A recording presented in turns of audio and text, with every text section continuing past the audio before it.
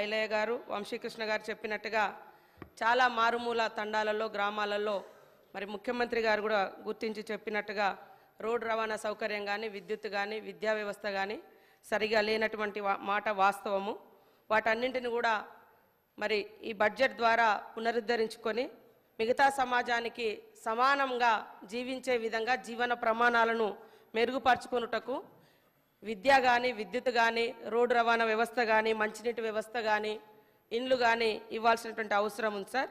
తప్పకుండా ఈ యొక్క బడ్జెట్ ద్వారా వాటిని పరిపూర్తి చేస్తామని తెలియజేస్తూ ఉన్నాము.